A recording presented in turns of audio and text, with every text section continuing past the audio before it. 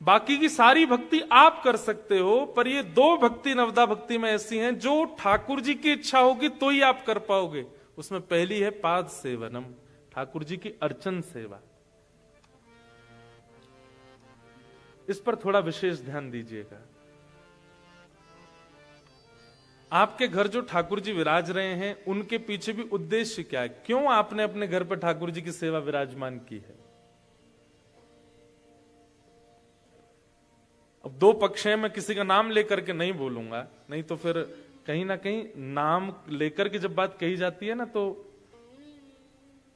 लोगों में प्रतिस्पर्धा आ जाती है। एक होता है कि हम किसी के घर गए और उसके घर जाके हमको क्या लगा कि घर में रहते तो ये हैं, इनके बच्चे हैं, ठाकुर जी यहां किराएदार जैसे हैं, ठाकुर जी कोने में हैं। कभी कभी किसी घर में लगता है ठाकुर जी अलमारी में बैठे होते हैं। कहां पे? हम तो बहुत घरों में जाते हैं ना, किसी किसी के घर में ठाकुर जी कबर्ड में होते हैं। वहां ऐसा लगता है कि ठाकुर जी किराएदार है, रखे हैं बस किसी कारण से। लेकिन कई घर ऐसे होते हैं जहां घर का स्वामी ही किराएदार लगता है। घर के जो मालिक हैं वो लगता है कि इनका घर नहीं, ठाकुर जी का घर है। जित देखो उत ठाकुर जी विराज रहे हैं, ठाकुर जी की लीला है। मानो बाकी के सदस्य तो उनसे आज्ञा लेकर के घर में रहते हैं।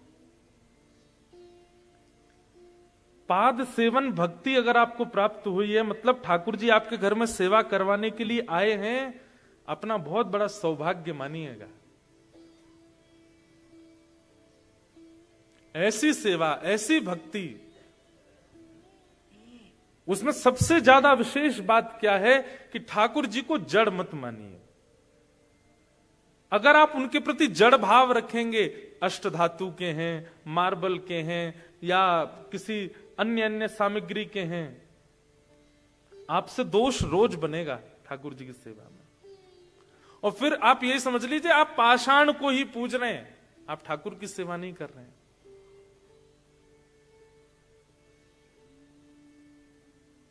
सबसे पहले चैतन्य, पाद सेवन भक्ति में चैतन्यता, अपने ठाकुर को चैतन्य मानिए। जिस दिन ठाकुर जी घर में विराजमान होते उसी दिन भूल जाइए कि ये किस धातु के थे या किस पाषाण के थे। नहीं, अगर कोई कह भी दे आपसे भूल करके भी, घर में कोई दर्शन करने आए,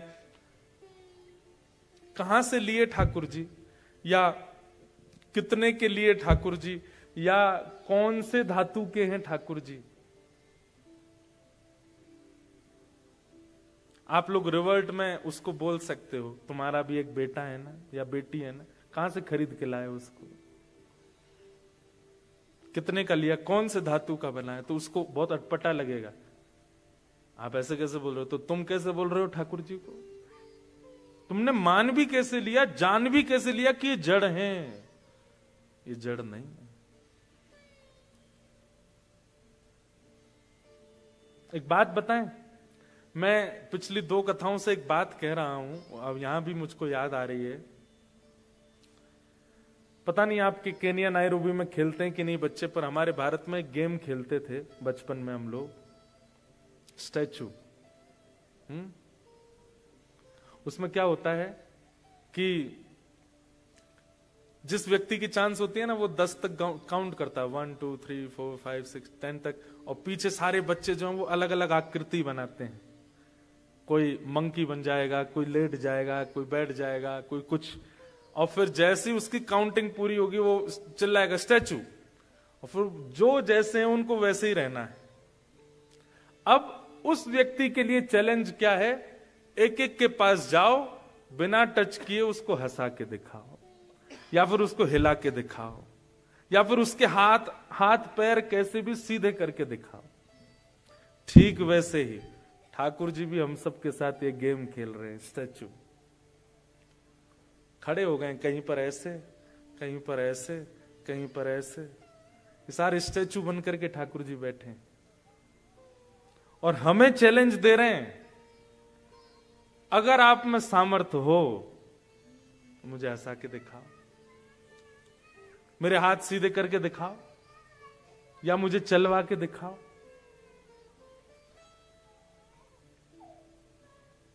सबसे अच्छी लाइफ है ये।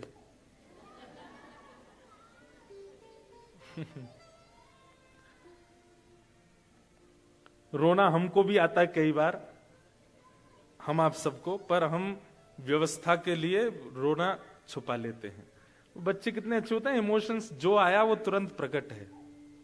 हम लोग इमोशन दबाना जानते हैं, वो नहीं जानते।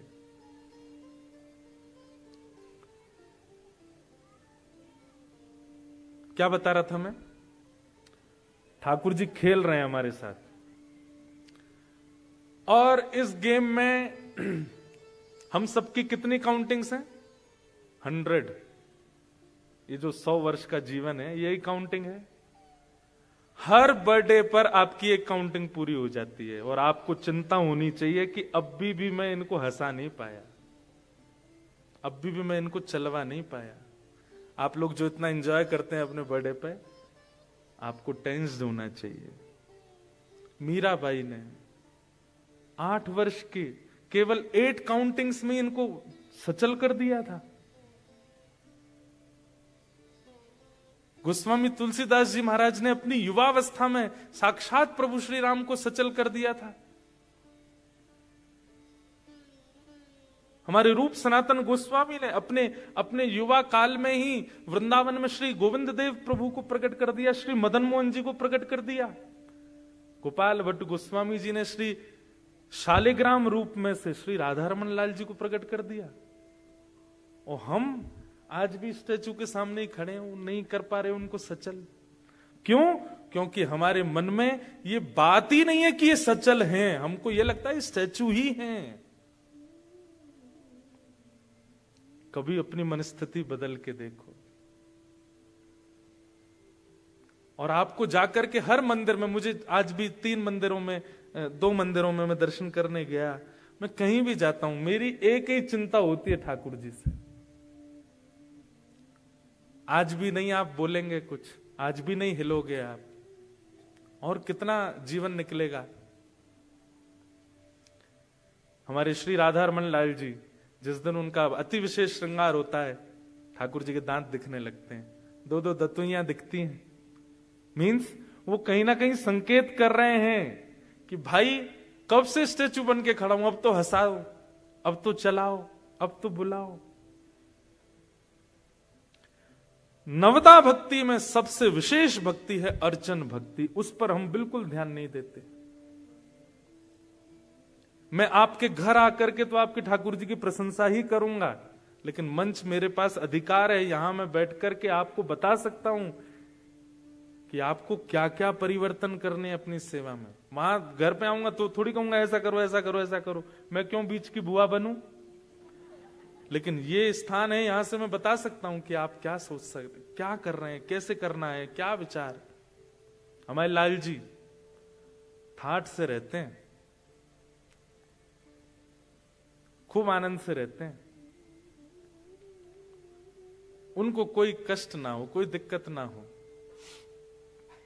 इसके लिए खूब प्रसन्नता में रहते हैं। और उनके पूरे सुख का विचार किया जाता है, क्या करना है, कैसे करना है। अब अभी जैसे होली के बाद में थोड़ी थोड़ी गर्मी आनी शुरू हो जाएगी, ठाकुर जी के धीरे धीरे वस्त्र कम हो जाएंगे। फिर ऊन ये वेलवेट के होते हैं या साटन के होते हैं, ऐसे श्रृंगार ठाकुर जी को नहीं आएंगे, कॉटन ही जाएगा, क्योंकि ठाकुर जी को गर्मी लगती होगी। एक भक्त हुए जयमल, क्या नाम था? जयमल। ये मीराबाई के चचेरे भाई थे। चचेरे भाई समझते? चाचा के बेटे, चाचा समझते हैं? तो चचेरे भाई थे जयमल। मीराबाई की भक्ति तो सबने सुनी, कभी जयमल की भक्ति सुनो। एक छत्र सम्राट थे जयमल, लेकिन प्रिया प्रियतम की ऐसी भक्ति करते थे, श्यामा श्याम की ऐसी, और अर्चन सेवा। हमारे वृंदावनियों में कीर्तन भक्ति ले रखी है गौड़िया वैष्णव संप्रदाय ने। हमारे वृंदावनियों में प्रसाद की, राग की, भोग की सेवा ले रखी है वल्लभ कुल ने। हमारे वृंदावन में श्रृंगार की और ठाकुर सेवा की जिम्मेवारी ले रखी है राधा वल्लभियों ने। ऐसे बटी हुई है सेवा। तो श्री राधा वल्लभ संप्रदाय से दीक्षित थे श्री जयमल जी, और अपने ठाकुर की बड़ी विशेष सेवा करते थे।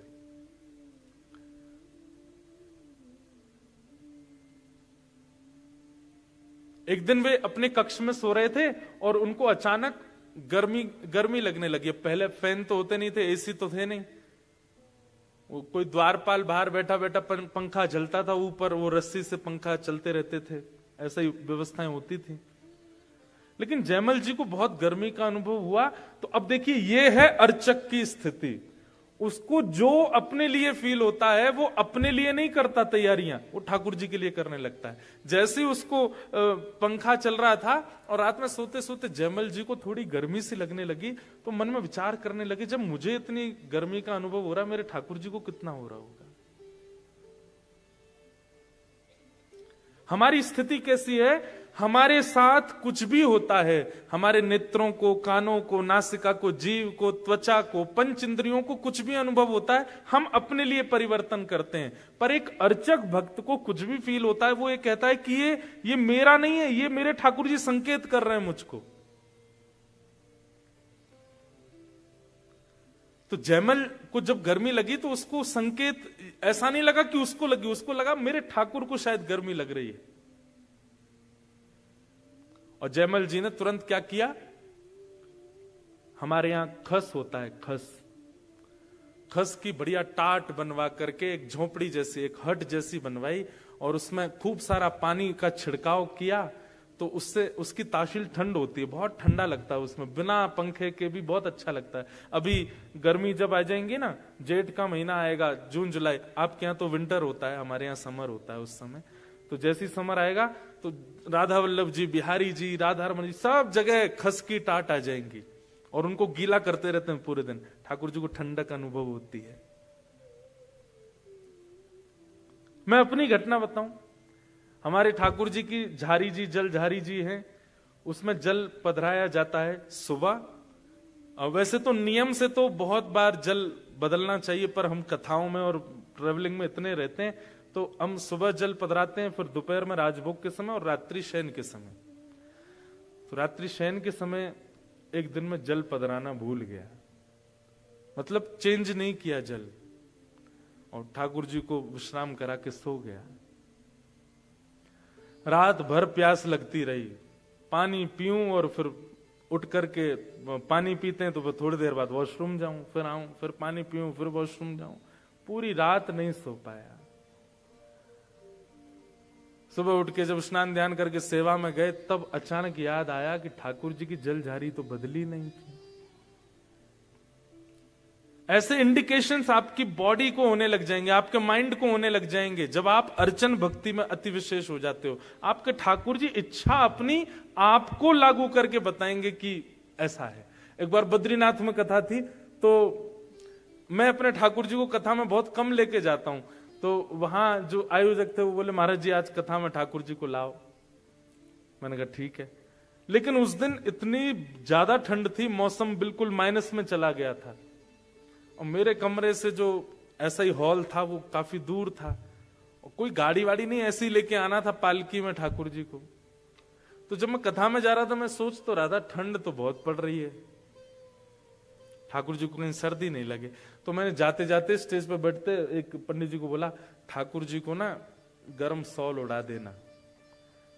और मन में ऐसा आया कि इतना तो ठाकुर जी सही लेंगे मेरे लिए ठंड ज्यादा है। आप विश्वास नहीं मानेंगे, ठाकुर जी जैसे ही मंच पर आए और उस दिन की कथा विश्राम होते ही गला चौक, मेरा ही गला बैठ गया, और इतनी ठंड, जाड़ा, रात भर बुखार, खूब दवाई औषधि ले ली लेकिन बुखार उतरा नहीं। ये मैं अपना अनुभव बता रहा हूं। रात में दवाइयां ली, सुबह उठ के दवाई लेने लगा, स्थिति बहुत वैसी हो गई कि अब कैसे कथा करूंगा आज की। पता नहीं क्या मन में आया, मैंने कहा सुनो, एक शुद्ध काढ़ा बना करके ठाकुर जी का भोग लगाओ। और जैसे ही ठाकुर जी का भोग लगाया, सब रो ज्वर उतर गयो, गलो ठीक है लगो, बिल्कुल स्वस्थ हो गए। ये चतुर्थ भक्ति पर तो मैं अपने ही उदाहरण बहुत दे सकता हूं आपको। पाद सेवनम, ठाकुर की सेवा, ये कोई पाषाण नहीं है, वे चैतन्य है साक्षात। उनकी उसी भाव से सेवा किया कीजिए। हमसे आप दोपहर में बोलेंगे 1 बजे कि महाराज जी अपने ठाकुर जी का दर्शन कराओ, हम कहेंगे अभी नहीं मिलेंगे। क्यों? अभी गैया चराने गए ठाकुर जी। 2 दिन से तो अफ्रीका में गैया चराने जा रहे हैं। तो हम एक काम करते हैं, ठाकुर जी से यूं कहते हैं, ठाकुर जी गैया मत ले जाइयो, अकेले ही चले जाइयो, यहां शेर बहुत हैं, कहीं गैया पे आक्रमण है गो तो। आज हम कहीं बाहर गए थे तो भोग के लिए आपको आज्ञा दी कि आप भोग लगाओ, लेकिन उससे पहले ठाकुर जी को बोला कि ठाकुर जी आज भोग जिस घर में आप आए उस घर का कोई सदस्य पधराएगा। नहीं बता करके जाएंगे तो भोग की थाली गिर जाएगी नीचे। ऐसे अनुभव होते हैं। ये कैसे होते हैं? जब आप उनको पाषाण ना मानो, उनके प्रति पाषाण बुद्धि ना रखो। वो गेम खेल रहे हैं आपके साथ में, उस गेम में अपनी निपुणता करो। कथा सुनकर के अपने भावों से, अपने कीर्तन से, अपनी सेवा से ठाकुर जी के उस गेम में जिसमें वो स्टैचू बन करके खड़े हैं उनको सहज कर दो। ये हमारा उद्देश्य, हमारा लक्ष्य है। पाद सेवनम।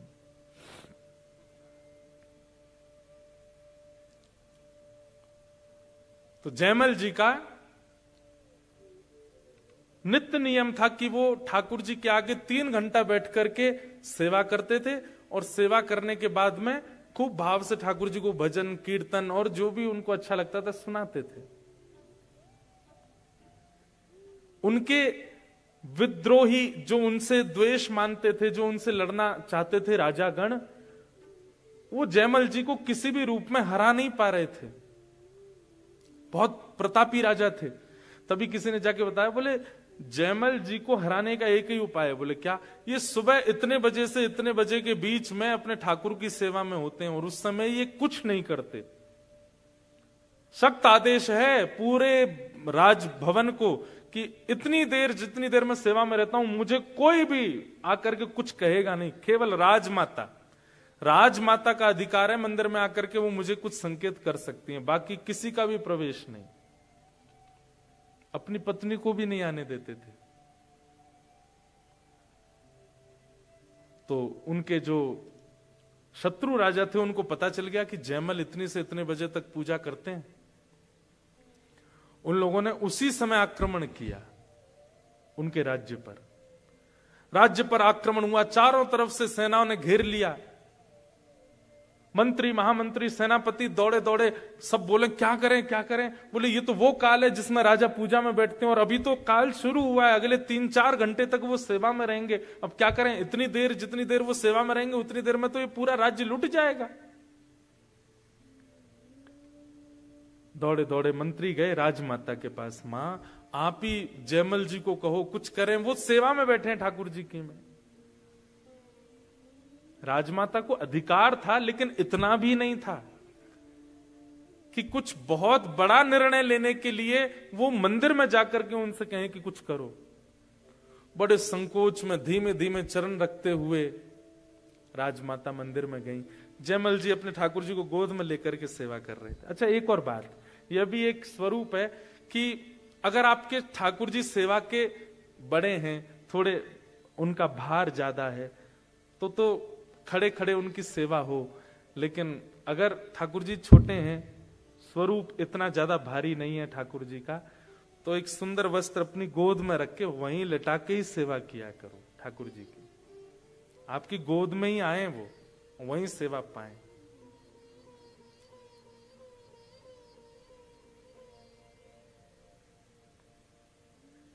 मुझे तो बहुत सारे चरित्र याद आ जाते हैं एक के बाद एक। अब इसी बात पर एक चरित्र याद आया। ओरछा, हमारे भारत में मध्य प्रदेश में एक स्थान है ओरछा। वहां के राजा थे मधुकर शाह। उनकी पत्नी, पति थे कृष्ण भक्त, पत्नी थी राम भक्त। तो पत्नी जो थी ओरछा नरेश की, वो राम जी की सेवा करती थी, खड़े खड़े सेवा करती थी ठाकुर जी की। तो ठाकुर जी बोले, उनके एक दिन स्वप्न में आकर के बोले, आप हमारी 6-6, 7-7 घंटे तक सेवा करती हो, खड़े खड़े सेवा करती हो, तुम्हारे पांव सूज जाते हैं, हमको अच्छा नहीं लगता, आप बैठ के सेवा किया करो। तो जयमल राजा की पत्नी क्या बोली, ठाकुर जी मैं तो सेवा 2, 4, 5 घंटे आपकी करती हूं, पर आप तो भोर से लेके रात्रि तक खड़े रहते हो। जब मेरे स्वामी पूरे दिन खड़े रहते हैं तो उनके सामने 4-5 घंटे खड़े होने में मुझे लज्जा क्यों? मैं खड़े खड़े ही सेवा करूंगी, मेरा ये सेवा धर्म नहीं है कि आप खड़े मैं बैठ जाऊं। खड़ी रहती ठाकुर जी के आगे, बैठती ही नहीं थी। वो कहीं किसी मंदिर में भी दर्शन करने जाती थी तो ठाकुर जी अगर खड़े विग्रह, अधिकतर सब जगह खड़े हैं, वो बैठती ही नहीं थी। सत्संग में भी कोने में खड़ी रहती थी। क्यों? ठाकुर जी खड़े, हम कैसे बैठ जाएं? उनका भाव। जब किसी के लड्डू गोपाल दिखती थी तो बैठ जाती थी, बोले ये बैठे ठाकुर है तो मैं भी बैठूंगी। लेकिन कहीं खड़े ठाकुर हैं तो वहां बैठ नहीं सकती हैं वो। रात में स्वप्न में ठाकुर जी ने आके कहा आप बैठ जाया करो, बोले नहीं मैं तो खड़ी रहूंगी, आप भी तो खड़े हो। ठाकुर जी इतना कह के अंतर ध्यान हो गए, स्वप्न पूर्ण हुआ, ब्रह्म मुहूर्त हुआ, स्नान ध्यान करके आप जैसी सेवा में गई, क्या देखा, आपके राम लला भी बैठ गए। और आज भी ओरछा में श्री ठाकुर जी बैठे हुए हैं, उनकी भक्ति के लिए बैठ गए।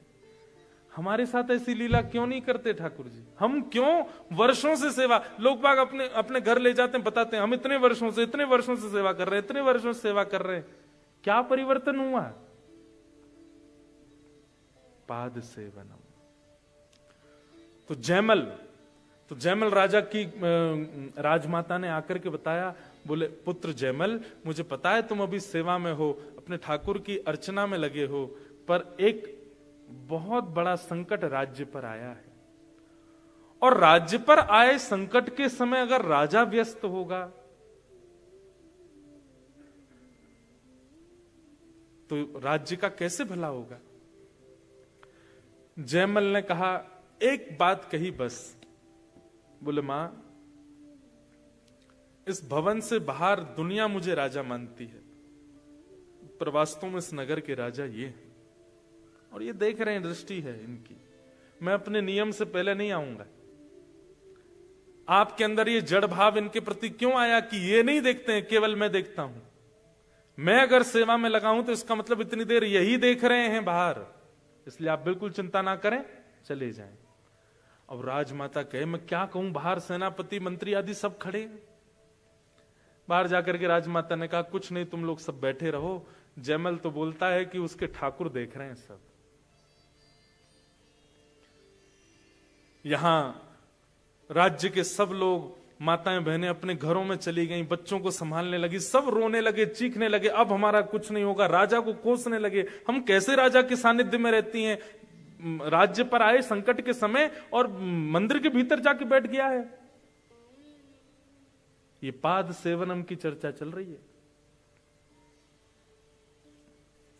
ठाकुर जी ने मन में विचार किया, इसका इतना विश्वास है मेरे प्रति और मेरी सेवा इसका सर्वधन है, उसके आगे अगर राज्य भी लुट रहा हो तो इसको कोई दिक्कत नहीं है। आज इसकी रक्षा हम ही करते हैं। और ठाकुर जी ने एक दिव्य रूप धारण किया, एक राजा का वेश धारण किया, किरीट धारण करके, धनुष लेकर के, बाण लेकर के ठाकुर जी घुड़साल में गए और राजा का निज घोड़ा जो था उसी पर ठाकुर जी बैठ गए और घोड़े को लेकर के राजभवन के ऊपर गए और ऊपर जाकर के वहां से पूरी सेना को देखने लगे। सेना को दिख रहा है कि कोई खड़ा है ऊपर छत पर राजभवन के, और वहीं से एक चाबुक मार करके छलांग मारी, सीधे पहुंच गए रणभूमि में, अकेले, कोई भी नहीं साथ में, कोई और नहीं, ठाकुर जी गए। तस्कर से एक बाण भी नहीं निकाला और पूरी सेना को तबाह कर दिया। कैसे? अपने नेत्रों से, केवल अपनी मुस्कान से। सेना आती है लड़ने के लिए, धनुष बाण चढ़ा चढ़ा करके, तलवार उठा करके, और जैसे ही ठाकुर जी के पास पहुंचती है, ठाकुर जी उस सेना को देख करके हंस जाते हैं। जैसे ही हंसते हैं सारी सेना गिर जाती है, मोहित होकर के गिरने लगी। धीमे धीमे धीमे धीमे सारी सेना ऐसी पस्त होती रही। जो मुख्य प्रमुख राजा था उसके पास जैसे घोड़ा लेकर के पहुंचे, वो देखने लगा, बोले ये कैसा अकेला व्यक्ति पूरी सेना नष्ट करता आया है। उसके सन्मुख जाकर के ठाकुर जी ने अपनी भौहें थोड़ी सी हिलाई, अपने मुख की एक मधुर मुस्कान से कुछ, ठाकुर जी एक्सप्रेशन किंग हैं हमारे ठाकुर जी, ऐसे ऐसे एक्सप्रेशन बनाते हैं। हमारे चतुर्भुज दास जी कहते हैं, बंक चितय मुस्काए के सुंदर वदन दिखाए। ठाकुर जी बांके मुस्काते हैं, केवल आधा होठ ऊपर जाता है ठाकुर जी का, उतने में ही तो कल सबके प्राण हरण हो जाते हैं।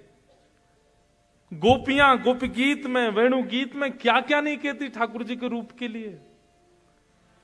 अधरम मधुरम वदनम मधुरम हसितम मधुरम चलितम मधुरम। श्रीमद् वल्लभाचार्य जी द्वारा विरचित मधुराष्टकम।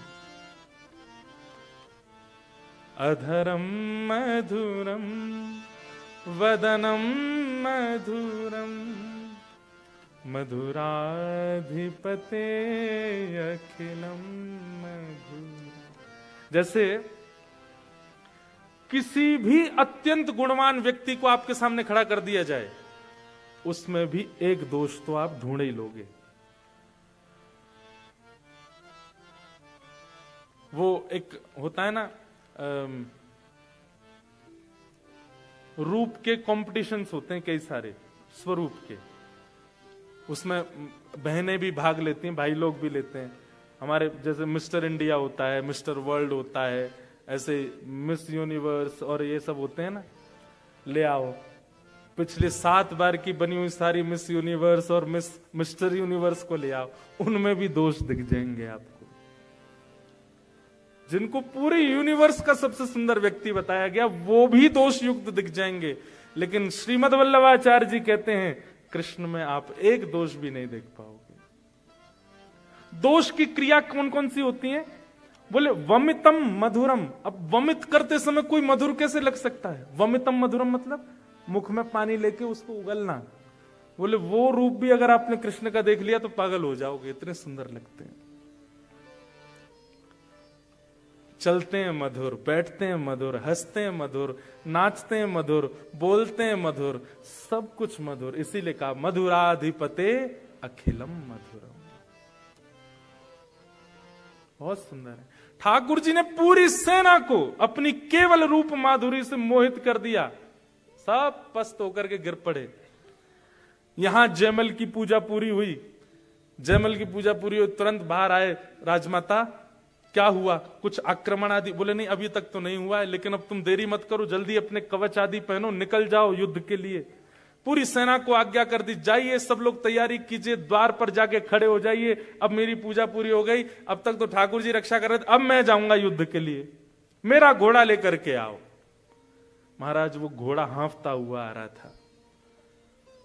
जयमल बोला इस पर कोई दौड़ के गया था क्या? नहीं महाराज, घुड़साल में ही खड़ा था। पांव देखे तो पांव में मिट्टियां लगी थी। बोले कोई तो गया, अब इतना सोचने का समय नहीं है, इस पर बैठो। जैसे ही बैठा, कस्तूरी की ऐसी अद्भुत सुगंध उस घोड़े में से आ रही है। उसको संकेत तो हो रहा था कुछ तो अलग है। जैसे ही उसने चाबुक खींची, द्वार खुला राज्य का। बाहर जाकर के देखा सारी सेना सो रही है। दूर दूर तक सारे सैनिक पड़े हुए, लेटे हुए हैं, कोई भी युद्ध के लिए नहीं खड़ा है। जयमल बोला ये क्या हुआ है? पूरी सेना देख करके आश्चर्यचकित बोले हमें नहीं पता महाराज, सबको देखा तो कोई मरा नहीं है, सब लोग पड़े हैं बस, हाँ हाँ, अपने हृदय पर रख करके, मानो जैसे किसी पीड़ा में कोई पीड़ित रोता है, ऐसे सब रो रहे हैं। जयमल सबके पास घूमता हुआ जैसे मुख्य राजा के पास गया, उसको देखा तो वह भी बस अपने हृदय पर हाथ रख करके नेत्रों से अश्रुपात हो रहे हैं, पूरा शरीर कांप रहा है। जयमल अपने घोड़े से उतर करके गया, उसके मुख पर जल डाला। ए भाई, तुम युद्ध करने के लिए आए थे और युद्ध तो किया नहीं, ये तुम्हारी स्थिति क्या हो गई, क्या क्या बात है? राजा को होश आया, जयमल के चरण पकड़ लिए और चरण पकड़ करके बोले, मैं तुम्हारे सामने नतमस्तक हो जाऊंगा, अपने राज्य को भी तुम्हारे चरणों में न्योछावर कर दूंगा, केवल उस सेवक, अपने उस सैनिक का दर्शन करा दो जिसको तुमने अभी भेजा था। ऐसे सुंदर नेत्र, ऐसी सुंदर नासिका, ऐसी सुंदर मुस्कान, उसका मुखमंडल इतना इतना लावण्यपूर्ण।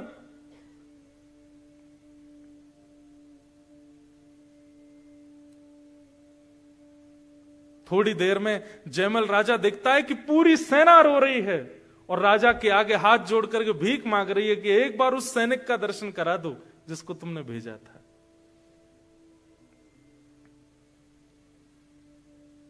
जयमल आश्चर्य में है, कौन सैनिक आया ऐसा? अपनी सेना से पूछा, कोई गया था क्या बाहर? बोले, हम में से तो कोई नहीं गया।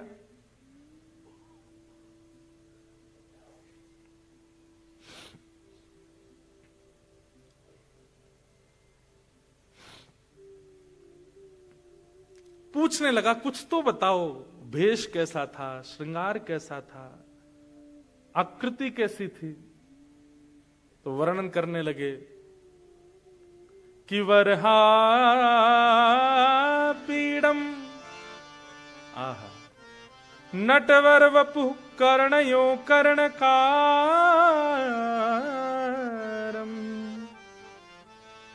बोले, सैनिक तो धनुष बाण लेकर के चलते हैं, पर उसके धनुष बाण तो तस्कर में ही रखे थे, धनुष लटका ही हुआ था।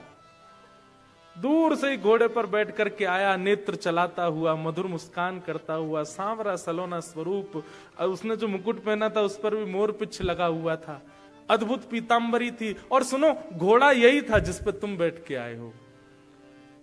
ये सुनते ही राजा को कस्तूरी की सुगंध, घोड़े का हांफना, उसके पैरों में मिट्टी लगी होना और इन लोगों की मनोदशा होना, ठाकुर जी जैसा सैनिक का स्वरूप बताना, कोई और संशय नहीं आया। दौड़ करके गया और अपने निज सेवा के ठाकुर जी को जाकर के जैसे ही देखा, सेवा के ठाकुर जी तो वैसे ही खड़े थे जैसी उसने सेवा करी थी, लेकिन पीछे जाकर के देखा तो तस्कर में बाण रखे हैं और धनुष भी रखा है।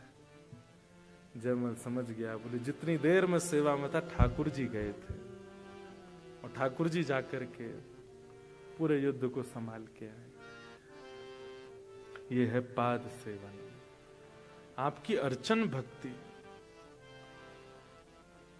हम लोगों का कितना बड़ा सौभाग्य है कि ठाकुर वृंदावन से चल के, नाथद्वारा से चल के, जयपुर से चल के, जहां भी ठाकुर की विग्रह निर्माण होते हैं, हम सबके साथ चल के नैरोबी आ गए, अफ्रीका में आ गए, केनिया में आकर के हमारे घरों में बैठे हैं, और तब भी हम उनसे सचल का दर्शन नहीं कर पा रहे उनमें। ये कितना बड़ा दुर्भाग्य है हमारा। हमको फिर भी ठाकुर जी अभी भी पाषाणी बने हुए हैं। ये चौथी भक्ति है, पाद सेवन। और पाद सेवन करने वाले व्यक्ति का एक ही उद्देश्य होना चाहिए कि मेरे ठाकुर जैसे मेरे पास आए हैं इससे विपरीत अवस्था में आ जाएं, मेरी भक्ति से, मेरे भजन से, मेरी सेवा से। एक बार मैं अपने ठाकुर जी के साथ ऑस्ट्रेलिया कनाडा कहीं जा रहा था, तो हमारे लाल जी और मैं, और कोई नहीं था साथ में। तो रात्रि का समय, तो ठाकुर जी गोद में थे, तो मैंने ऐसे खोल के देखा, थोड़ी देर बातचीत जैसी चल रही थी। ठाकुर जी, आप बड़ी कृपा करते हुए, इतने वैष्णवों को कथा सुनवाते रहते हो हमसे। अचानक बात करते करते मन में भाव आया, मैंने, ठाकुर जी अब जब से आप आए हो यूं ही खड़े हो। मैंने, आज एक काम करो, कोई देख नहीं रहा है यहां पे, दूर दूर तक कोई नहीं, मैं और आप हैं बस, एक बार नेक हाथ नीचे करके दिखा दो। और फिर एक बालक की भांति मैं अपनी निज बात बता रहा हूं। मैंने कहा, मैं 10 तक गिनती करना हूं, नीचे कर लेना हाथ, और फिर एक क्षण के लिए नीचे करके फिर ऊपर कर लेना। 1 2 3 4 10 तक गिनती करके जैसे देखे ठाकुर जी अब भी यूं ही खड़े हैं। मैंने कहा अच्छा एक काम करते हैं, आपको मैं बैठा के ना मैं एक राउंड मार के आता हूं पीछे तक, जब तक लौट के आऊं तब तक थोड़े सहज कुछ तो करके दिखाओ, या तो एक पैर आगे कर दो, या थोड़ी एक आंख ऐसे बंद कर लो, या थोड़े मुस्का जाओ, दांत दिखा दो, कुछ तो कर दो, एक चीज कर दो। 4-5 प्रयास किए, ठाकुर जी ने कुछ नहीं किया। तो फिर मैं बड़ा उदास सा हो गया अपने लाल जी को लेके, मैंने कि कुछ नहीं किया आपने आज, इतनी मतलब आपके गला फाड़ फाड़ की सेवा करते हैं, कथा सुनाते हैं, सब करते हैं, फिर भी कुछ नहीं किया आपने। और फिर उसके बाद ना अचानक नेत्र बंद झपकी सी लगी, ठाकुर जी गोद में थे, और उस समय ऐसे एक अंतरंग भाव जैसा आया, एक क्षण के लिए ठाकुर जी मानो ऐसे बोले हूं, मैं हाथ तो नीचे कर दूंगो, लेकिन तू कल कथा में सबन को बताए देगो। फिर तो मेरे ठाकुर जी ने हाथ नीचे किए, सब जगह जाके हल्ला मचाए देगो, या मारे ना करूंगा। और वो बात बिल्कुल ऐसा लगा मानो ठाकुर जी बोल के गए हो कि मैं करवे को तो तैयार हूं, पर तू गा। और ये बात है, अगर हमारे लाल जी ने कुछ लीला करी तो मैं तो सुना ही दूंगा कथा में।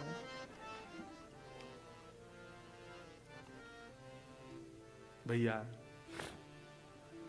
ठाकुर जी सेवा में आए हैं, आपसे सेवा करा रहे हैं, और उस सेवा को सौभाग्य मान करके आपका आज से एक ही उद्देश्य होना चाहिए, हम अगली साल फिर आएंगे नायरोबी। सुनो तो, बात तो सुन लो पहले, अभी डेट फाइनल नहीं हुई लेकिन आएंगे। अगली साल तक कुछ तो अंतर हो, कुछ तो अद्भुतता आपकी सेवा में आपको मिले। केवल वही जो वर्षों से चली आई वही करते रहे तो फिर क्या भावना। भले ही ठाकुर जी अपने अंग प्रत्यंगों में परिवर्तन ना करें, पर आपकी स्मृति में, आपके स्वप्न में, आपके चिंतन में, आपके भाव में, आपके कहीं ना कहीं वह अनुभव होना चाहिए। 1 वर्ष का समय आपके पास, करो ठाकुर जी की ऐसी सेवा की कुछ अद्भुतता हो। उसमें उद्देश्य एक ही रखिएगा। पहली बात, पाषाण मत मानिए, ठाकुर जी पाषाण नहीं है, वो साक्षात ठाकुर जी। हमारे ब्रज की एक कथा है, एक महात्मा गए और अपने झोला रख के और यमुना स्नान करने लगे, तो 2 माताएं, ब्रज की माताएं, भोली भाली माताएं, भोले तो होती हैं। अच्छा, अर्चक सेवा में एक चीज और, आप जितने चतुर बन के सेवा करोगे उतनी सेवा में आपसे त्रुटियां होती रहेंगी। सेवा तो आप बड़े सौम्य होकर के, भोले होकर के, जैसे सेवा में एक नियम होता है कि हाथों में इत्र लगाओ, इत्र के बाद स्पर्श करो, हाथ धोकर के स्पर्श करो, अच्छे वस्त्र में स्पर्श, ये तो बाह्य रूप है, लेकिन हृदय भी बहुत कोमल बनाओ, ठाकुर जी को कहीं श्रम ना हो जाए आपके स्पर्श से, उसके लिए बहुत भोले हो जाओ, बहुत सीधे, प्रसन्नता में ठाकुर जी के आगे जाओ, बिल्कुल भी उदासी आपके मुखमंडल पर नहीं होनी चाहिए। बहुत सेवा के बड़े नियम हैं, लेकिन ये मैं बताऊं वही पालन नहीं करने हैं। आप केवल ठाकुर जी को चैतन्य मान लीजिए, अपने आप आपके पास भाव आते जाएंगे और आप करते जाओगे। तो दोनों माताएं जा रही थी जल भर के, तो एक ने दूसरी से कही, हेरी तो पता है, देख महात्मा जमुना जी स्नान कर रो, जाको झोला यहीं रखो कोने पे। ब्रजभाषा समझ रहे हैं? समझ रहे हैं? जो समझ रहे हैं वो न समझने वालों को बता देना। हाँ भैया, ब्रजभाषा बहुत प्यारी भाषा है, हम तो हमारे लाल जी की भाषा यही में बोलेंगे। तो एक गोपी दूसरी तो बोली, यानी तो पतो देख महात्मा स्नान कर रहा है जमुना जी में, और जाको झोला धरो किनारे पे। मैंने सुनिए ये महात्मान के झोला में ही भगवान बैठे रहे। तो एक बोली, अरे सखी मो दर्शन करा दे। चल तो कराऊं दर्शन। महात्माओं को झोला में यही सब होता है, जैसे झोला खोल करके निकाली, करताल निकल आई, माला निकल आई, कुछ ग्रंथ निकल आए, कुछ भेंट दक्षिणा निकल आई। एक छोटा सा एक डिब्बा था, वो डिब्बा निकालो, जैसे डिब्बा खोलो तो वहां में ऐसे लड्डू गोपाल बैठे थे। तो पहली सखी ने खोली, देख देख दिख जे बैठे भगवान। तो दूसरी इतनी भोली, वो कहा बोली, अरे या बाबा निष्ठुर ने डब्बा में भगवान धर दिए, ठाकुर जी के हाथ पांव टेढ़े है गए। और लड्डू गोपाल नहीं देख रहे, वो कह रही है ठाकुर जी के हाथ पांव टेढ़े है गए, डिब्बा में धरवे थे। सुन ये ठाकुर जी बाहर निकाल, मुंह पे घी धरो, मैं इनकी मालिश करूं, हाथ पांव सीधे करूं। और वो मालिश निकाल के लड्डू गोपाल जी के पांव दबा रही है। ए बाबा, अरे बाबा जन कौन से नरक में जाएगो, ठाकुर जी के हाथ पांव टेढ़े कर दिए तेने। और ऐसे कर करके अरे लाला सीधो है जा, अरे लाला सीधो, अरे गोपाल सीधो है जा। उस सहज सी, अनपढ़ सी, गवार सी उस गोपी के जरा से घी के लेपन से लड्डू गोपाल के हाथ पांव सीधे हो गए। और सीधे जैसे ही भय दोनों, अरे देख कैसा सुंदर है, सीधो है गो ठाकुर, जय हो, ले तू प्रणाम कर ले। इतने में बाबा निकल गए, क्या कर रही हो। तो तुरंत ठाकुर जी यथावत रख के और डिब्बा डिब्बा बंद करके भागी। महात्मा दौड़े दौड़े आए तो देखा सब सामग्री बाहर पड़ी है, डिब्बा आधा सा खुला रखा है, बंद नहीं हो रहा था क्योंकि ठाकुर जी सीधे हो गए। महात्मा ने सब सामग्री रखी, ठाकुर जी को डिब्बा उठा करके जैसे ही खोल के देखा तो ठाकुर जी सीधे खड़े। ये देख करके वो महात्मा आश्चर्यचकित हो गए, ये कैसे हो सकता है, मैं 40 वर्षों से लड्डू गोपाल की सेवा कर रहा हूं, ये हाथ पांव सीधे कैसे हो गए इनके। दूर खड़ी थी दोनों, नतमस्तक हो गए, प्रणाम किया उनको जाकर के। 40 वर्षों से अप्रश्न सेवा, महंगे से महंगे इत्र लगा करके, चंदन घिस करके, वेद मंत्र सुना के, पाठ सुना करके, कथाएं सुना करके, यमुना गंगा जल सब में स्नान कराया, ठाकुर जी ने कभी अनुभव नहीं कराया। तुमने ऐसा क्या किया कि ठाकुर जी सीधे है गए। वो सीधे है गए मतलब, बाबा तू बड़ा निष्ठुर है, तेने वह डिब्बा में धर दिए ठाकुर जी, तो हमें तो लगी डिब्बा के कारण ठाकुर जी ने हाथ पांव ऐसे कर लिए अपने, हमने घी लगाया और ठाकुर जी सीधे है गए। तो पाद सेवन में पहली वस्तु क्या चाहिए, अपने ठाकुर के प्रति जड़ भाव नहीं। और दूसरा क्या चाहिए, तन की शुद्धता, वस्त्रों की शुद्धता, हाथों की शुद्धता, ये तो है ही, पर मन की, और मन की शुद्धता केवल एक है, जितने सीधे, जितने भोले, जितने सहज, उतनी अच्छी सेवा ठाकुर जी की। आप जितने चतुर बन के सेवा करेंगे, सेवा आपसे नहीं होगी। मीराबाई कहती हैं,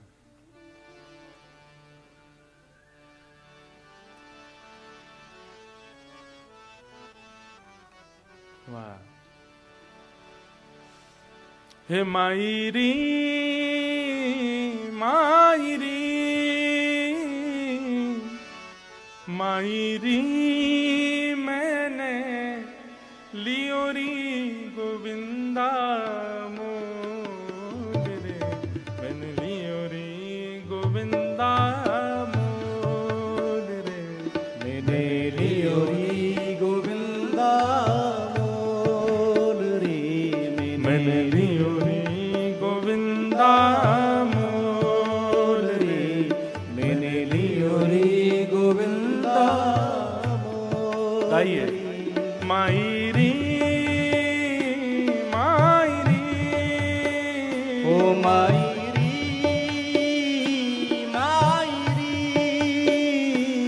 मायरी मायरी मायरी मायरी मायरी मायरी, मैंने लियो री गोविंदा मोल रे, मैंने लियो री गोविंदा मोल रे, मैंने लियो री गोविंदा मोल रे, ओ मैंने लियो री गोविंदा मोल रे, मैंने लियो री गोविंदा।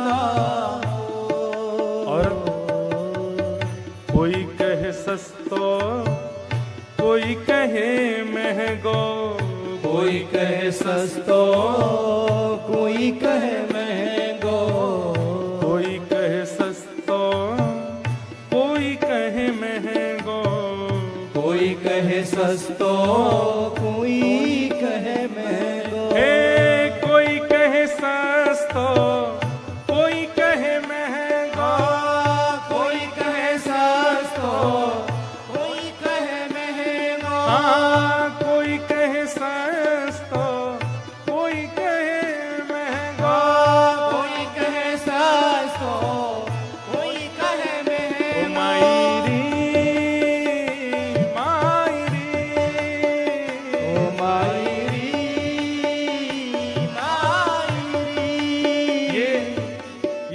उत्तर याद रखिएगा। कोई आपके ठाकुर जी को पूछ के गए कहां से लिए, कितने के लिए, कैसे लिए, ये याद रखो। ओ मायरी ये तो आवत प्रेम के मोल रे, ये तो आवत प्रेम के मोल रे। ओ मैंने लियो रे गोविंदा मोल रे, मैंने लियो रे गोविंदा मोल रे। ओ मैंने लियो रे गोविंदा मोल रे, मैंने लियो रे गोविंदा मोल। श्री वृंदावन बिहारी लाल की। करताल बजा के गाओ। कीर्तन में ताली नहीं बजाएंगे तो अगले जन्म क्या होगा पता है ना सबको। ये हमारे बजा के गाओ। श्री राधा रमण लाल की।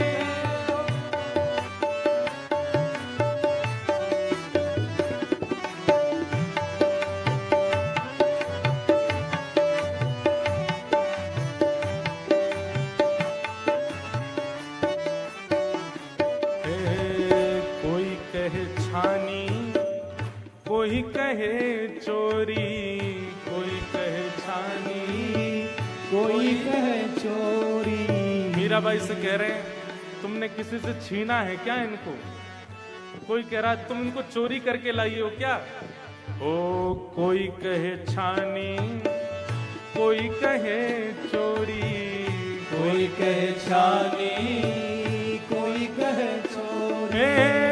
कोई कहे छानी, कोई कहे चोरी, कोई कहे छानी, कोई कहे चोरी।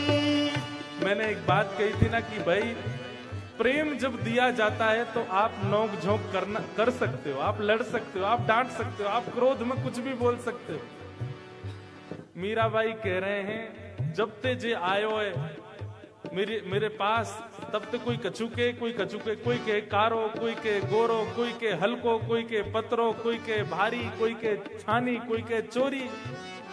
मीराबाई कहनी है अरे भैया मैंने तो मैंने लियोरी बजंता ढोल रे, ओ मैंने लियोरी बजंता ढोल रे। ओ मैंने लियोरी बजंता ढोल रे। ओ मैंने लियोरी बजंता ढोल रे। ओ मैंने लियोरी गोविंदा मोल रे। ओ मैंने लियोरी गोविंदा मोल रे। ओ मैंने लियोरी गोविंदा मोल रे। मैंने लियोरी गोविंदा। और अंतिम और बड़ी विशेष बात, ठाकुर की सेवा आपको मिली कैसे? मुझे और आप सबके पास ठाकुर जी आए क्यों हैं? मीरा के प्रभु गिरधर नागर, मीरा के प्रभु गिरधर नागर। मीरा के प्रभु गिरधर नागर, मीरा के प्रभु गिरधर नागर। हे गिरधर नागर नटवर नागर, गिरधर नागर नटवर नागर। हे गिरधर नागर नटवर नागर। गिरधर नागर नटवर नागर। ओ ये तो पूरब जन्म को मेल रे, ये तो पूरब जन्म को मेल। आपके पास अगर ठाकुर जी सेवा करा रहे हैं, ये आपकी सामर्थ्य नहीं है कि आप वृंदावन से ठाकुर जी को ले आओ। ठाकुर जी अगर आपके पास आए हैं तो ये निश्चित ही आपका कोई पूर्व जन्म का संस्कार है। आप किसी रूप में ठाकुर जी की सेवा में पहले रह चुके हैं, किसी त्रुटि के कारण वो सेवा छूट गई होगी, इसलिए ठाकुर जी दोबारा आए हैं। ये तो पूरब जन्म को मेल रे। ओ ये तो पूरब जन्म को आइए भाव से। मेल। ओ मैंने लियोरी गोविंदा मोल रे। मैंने लियोरी गोविंदा मोल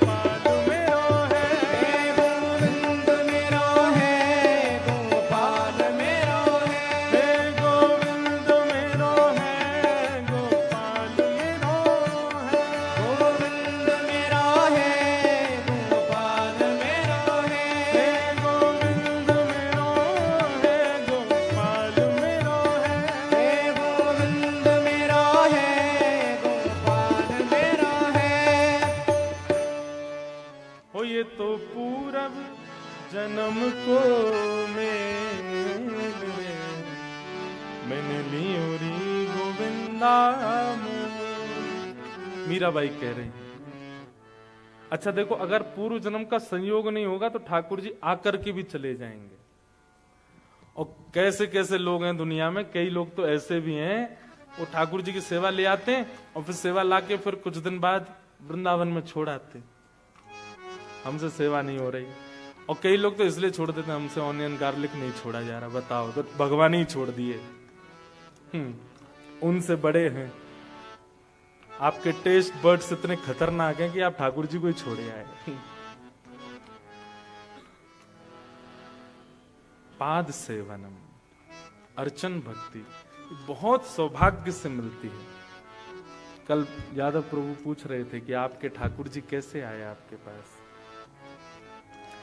अब इसका अगर आध्यात्मिक उत्तर देना है तो मीराबाई जो कह रही हैं, ये तो आवत प्रेम के मोल।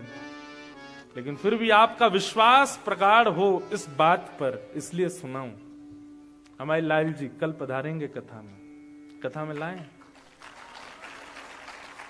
लेकिन उसके लिए आप सब लोग जहां बैठो वहीं रहना, पास नहीं आना ज्यादा, डर जाएंगे बेचारे।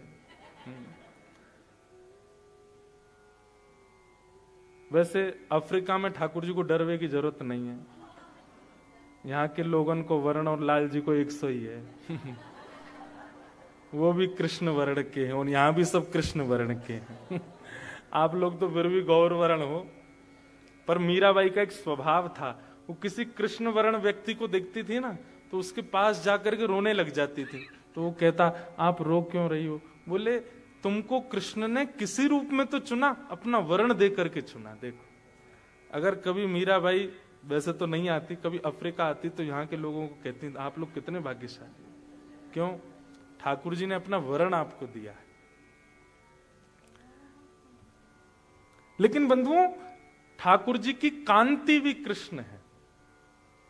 और कृष्ण शब्द का अर्थ कहीं ना कहीं जो आकर्षण करता हो, कर्षतीत कृष्ण, जो कर्षण करे, खींचे अपनी ओर, वो कृष्ण है।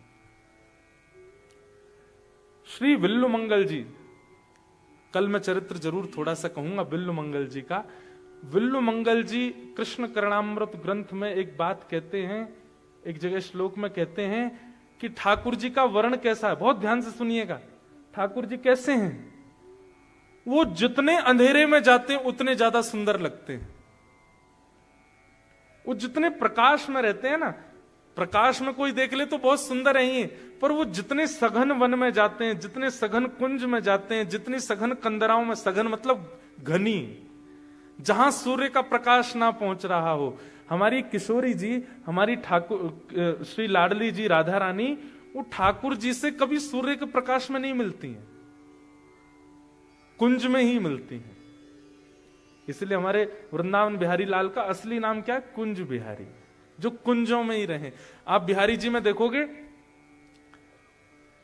मंदिर में खूब चकाचौंध है, सारी लाइट्स लगी हैं, लेकिन गर्भगृह में आज भी दिया ही जलता है। और बिहारी जी में ऐसी मान्यता है कि वहां पर प्रयास किया तो लाइटें सारी बंद हो गई, फूक गई, जल नहीं पाती हैं, गर्भगृह में एक लाइट नहीं चलती। ठाकुर जी दिए में ही बैठते हैं। क्यों? कुंज बिहारी है ना। किशोरी जी के ठाकुर जी, किशोरी जी ठाकुर जी को कुंज में ही देखती हैं, सघन वन में ही देखती हैं, जहां सूर्य की किरण ना पड़ रही हो। ठाकुर जी का वहां सौंदर्य और ज्यादा अद्भुत हो जाता है। ये निकुंज की चर्चा है।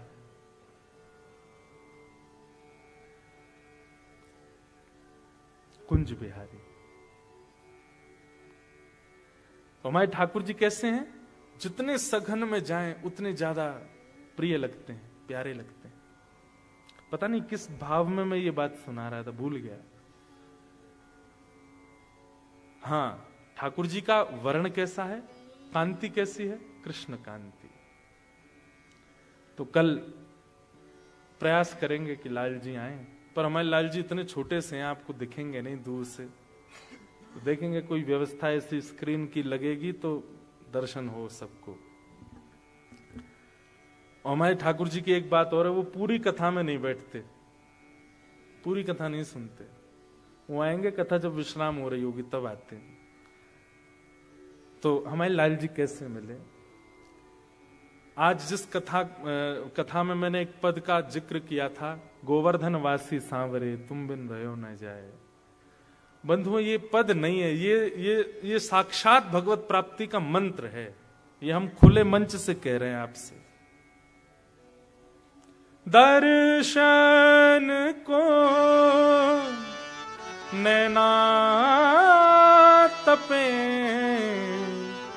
वचन सुनन को कान, मिलवे को हियरा तपे, हिय के जीवन प्राण, गोवर्धन वासी सांवरे, गोवर्धन वासी। ये हमारे पूज्य नाना जी पंडित श्री कृष्णलाल शास्त्री, उन्होंने ये पद मुझको पहली बार सुनाया और मुझसे कही, लाला तो पे इतना बढ़िया गौरव है, वैष्णवन के काजे या पद को रिकॉर्डिंग करवा। हमने गा दिया। गा करके पुष्टि मार्गीय वैष्णव, तो ऐसा कोई पुष्टि मार्गीय वैष्णव होगा ही नहीं जिनके घर में ये पद नहीं चलता। सब सुनते हैं और सब हमारे वृंदावन के रसिक भी खूब इस पद को सुनते हैं, गाते हैं। तो मैंने कही, नाना जी या पद में ऐसा कहा विशेषता, आपने इतने लाखों पदों में यही पद मुंह को क्यों दियो? बोले क्योंकि या पद को ठाकुर जी ने वरदान दियो है कि जो भी या पद को नित्य गावेगो एक दिन मेरी प्राप्ति करेगो। तो नाना जी की मैंने की, ऐसे तो बहुत स्तुतियों को, बहुत कथाओं को ऐसा वरदान मिला हुआ है, पर नाना जी की वो बात सार्थक हुई 2019 में, नाना जी के भगवत धाम गमन के बाद। तो हमारे यहां ऐसा नियम है कि वल्लभ कुल में जब किसी का ब्याह होता है ना, तो वो लोग प्रथम दर्शन श्रीनाथ जी का करने जाते हैं। तो हमारी सबसे छोटी बहन, मुझसे 3 बड़ी बहनें, तो उनमें सबसे छोटी वाली का ब्याह वल्लभ कुल में हुआ है। तो उनका नियम है कि वो नाथ द्वार जाते हैं दर्शन करने के लिए श्रीनाथ जी। आज से 500 वर्ष पहले अजब कुमारी नाम की एक भक्त थी, उसके लिए ठाकुर जी गिरिराज जी से नाथ द्वारा राजस्थान आ गए और वहीं आकर के विराजमान हो गए। तो नाथ द्वारा दर्शन का उनका प्रस्ताव, मुझे भी फोन आया, बोले कि हम सब जा रहे हैं, आप भी चलो। पहली बार दर्शन करने गया था नाथ द्वार।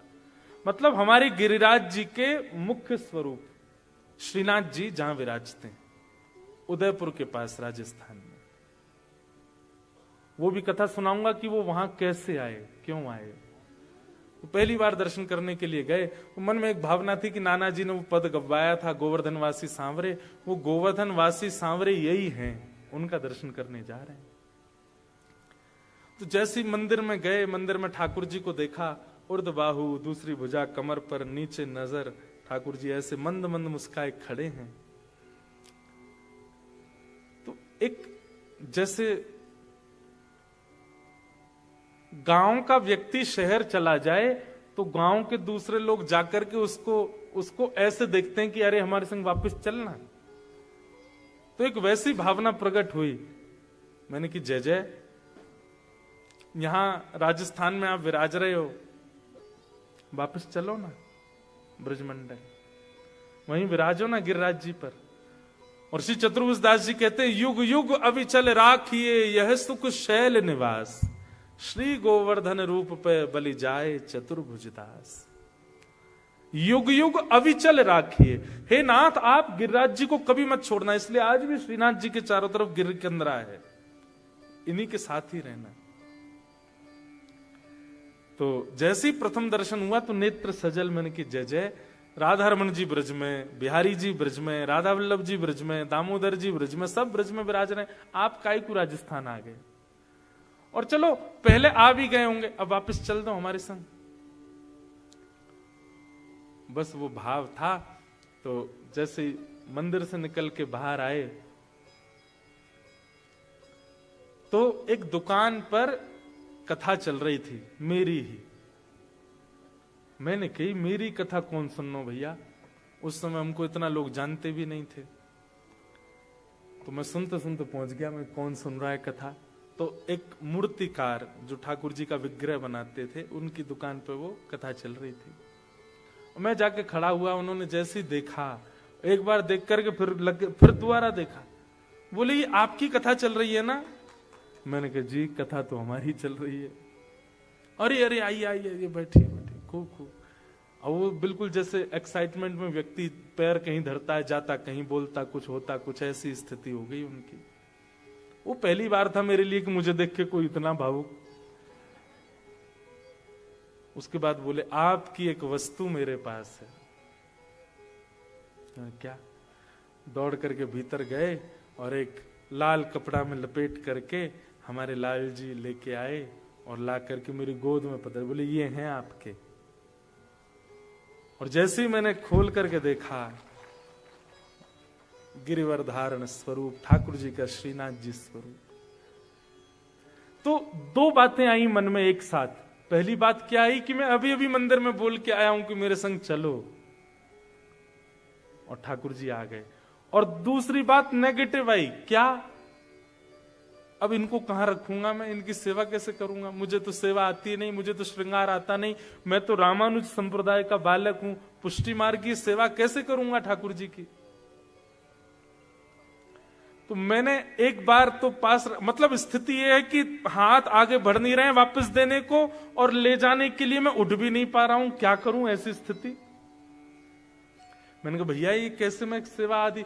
बोले ये सामान्य नहीं है। मैंने वो तो सामान्य तो कोई भी ठाकुर नहीं है, पर मैं कैसे सेवा? बोले सुनिए, आपकी प्रथम कथा हुई थी द्वारिका में। मैंने कहा जी। बोले उस कथा में प्रथम दिन से ही मैंने इनका निर्माण करना शुरू किया, और 7वें दिन जिस दिन आपकी कथा पूरी हुई, उस 7वें दिन तक ठाकुर जी का मुखमंडल बन चुका था। तब मैंने प्रण लिया था कि मेरे सारे विग्रह तो जो खरीदेगा उनके पास जाएंगे, पर ये इनकी कथा सुनकर के बने हैं, ये इन्हीं के पास जाएंगे। 2015 में ठाकुर जी का स्वरूप बना, और मेरे पास कब आए? 2019 में। इतने दिन तक ठाकुर जी प्रतीक्षारत रहे, और 2019 से आज 2025 सेवा करा रहे हैं। कैसे सेवा हो रही है, कैसे सब बन रहा है, ठाकुर जी जाने। पर उद्देश्य एक ही लेके चले हैं, क्या? कि हे नाथ, आप जैसे मिले थे वैसे ही नहीं रहोगे, हर क्षण आप में परिवर्तन मुझे दिखना चाहिए। और आप सबको तो नहीं दिखा पाऊंगा, पर जिनके यहां मैं रुका हूं उनको दिखाऊंगा। आज पहले दिन की सेवा का स्वरूप और आज की सेवा का स्वरूप। ठाकुर जी गोलमोल है गए, मोटे है गए, गाल निकल आए बाहर। ठाकुर जी के ये डोले शोले बढ़िया, पेट वेट भी बाहर आ गया, मोटे पाम है गए। सुख मिलता है चित्त को। पाद सेवनम, ये चौथी भक्ति है। सौभाग्यशाली आप लोग कि आपके घर ठाकुर जी सेवा करा रहे हैं। बस उस सेवा का उद्देश्य प्रमुख मान लीजिए। श्रवणम कीर्तनम विष्णु स्मरणम पाद सेवनम। अब पांचवी भक्ति कौन सी है? अर्चनम, ठाकुर जी की अर्चना। अर्चनम, अर्चनम भक्ति का अभिप्राय क्या है? अपने ठाकुर को नित्य नूतन वस्तु प्रदान करना। उनको आवश्यकता नहीं है, पर आपका कर्तव्य है देना। ठाकुर जी को सुंदर पुष्पों की माला धराना, नए नए मुकुट धराना, पाग धराना, पोशाक धराना, और फिर नई नई अर्चना करना, कभी पुष्पों से, कभी तुलसी से, कभी कमल से, कभी आदि आदि भाव जो आपको प्रिय लगते हो। ठाकुर जी की सेवा, कभी चंदन घिस करके उसकी सुंदर सुंदर वस्तु बना करके ठाकुर जी को अर्पित कर। इसमें प्रथम भाव क्या है? बहुत ध्यान से सुनिएगा। आप जो भावना पूरे विश्व में रखते हो, वसुधैव कुटुंबकम सनातन धर्म का एक नारा है कि सबका मंगल हो, तो सबके मंगल की भावना से आप सबको तो नहीं दे सकते, पर सबके मूल आधार ठाकुर जी को दो। समझ रहे हैं बात को? जड़ में पानी डाली, पूरे वृक्ष हरे भरे हो जाएंगे। हे नाथ, मेरी भावना है कि पूरा विश्व सुगंधित हो जाए। इस भावना से ठाकुर जी को इत्र कर दिया। ठाकुर जी के गर्भ में पूरा विश्व है, सब सुगंधित हो जाए।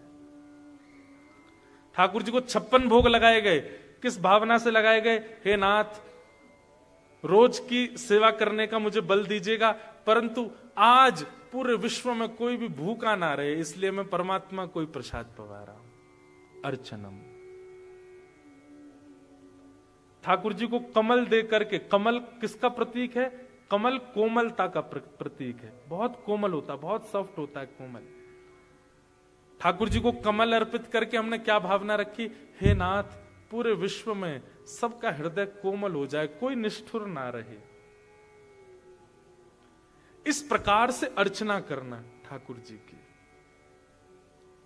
और अर्चनम के भावना में आप वैदिक रीति भी ले सकते हैं, शास्त्रीय रीति, वैदिक रीति, और कभी कभी भाव की रीति से भी किया जा सकता है।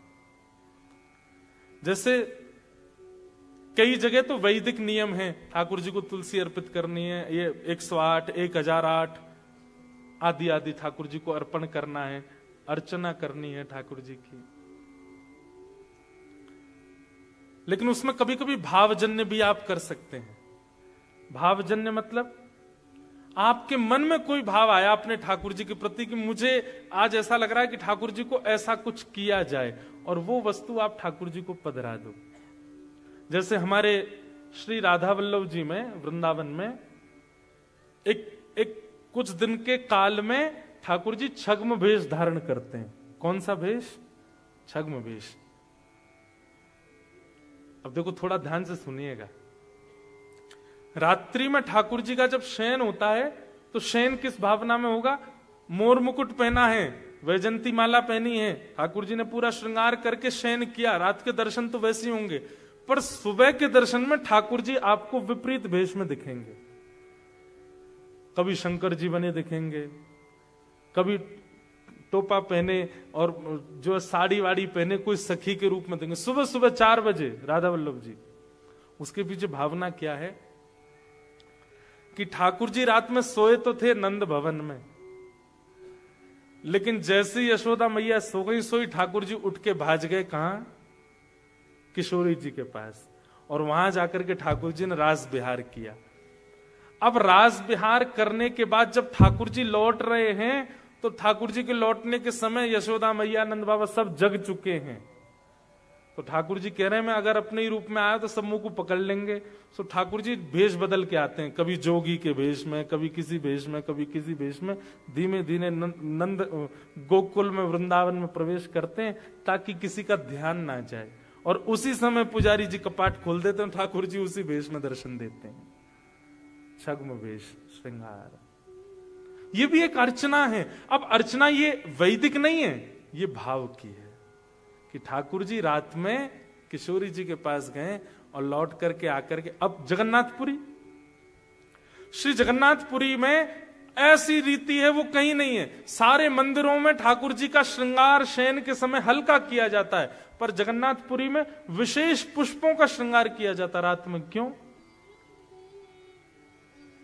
पूरे दिन ठाकुर जी भारी श्रृंगार में नहीं होते, रात में शयन से पहले ठाकुर जी का बड़ श्रृंगार, भारी श्रृंगार होता है।